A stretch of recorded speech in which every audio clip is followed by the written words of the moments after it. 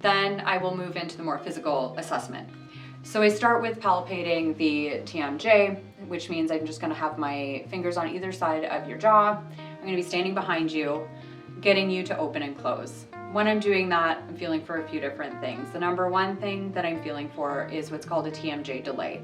So I wanna know if one side of your jaw is coming forward a little bit before the other one. Following that, I will stand in front of you. Again, I'm gonna have you open and close. This is what is called the mandibular gait assessment. When you're doing that, I'm looking for a few different things. Does it look like you have full range? Do you tend to lean back a little bit and engage your cervical spine whenever you're opening and closing? Does your jaw deviate to one side? Is it interchanging? Is it doing a bit of a zigzag pattern?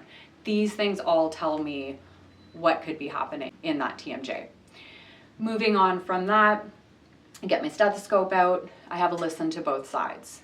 I know a lot of people are usually a little bit shocked when I pull a stethoscope out for a TMJ assessment, but it does give me a lot of very useful information. I like to listen for popping, clicking, or thud. There's two different sounds that I could be hearing that give me different pieces of information.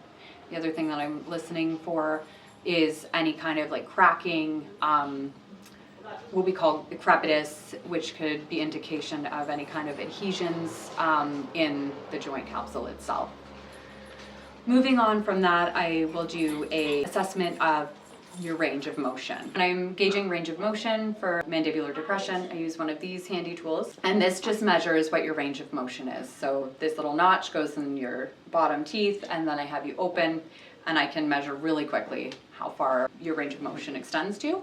And that just gives me a baseline, and I can kind of go from there. I usually reassess that after a few treatments to see if it's increased at all. Moving on from that, I will do an assessment for inflammation.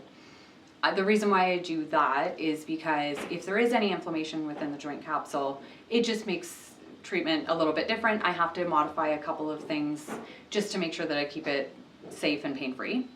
What that looks like is a distraction of the TMJ and then a compression. And I just ask my patient whether there's any pain with either one of those, and I do that bilaterally, which means both sides.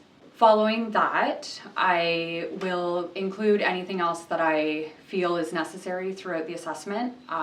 This might look like some range of motion for the neck, if I think that there's involvement there. If I think that there might be any neurological related symptoms, then I can do some neurological testing. But typically, that's what the entire assessment looks like.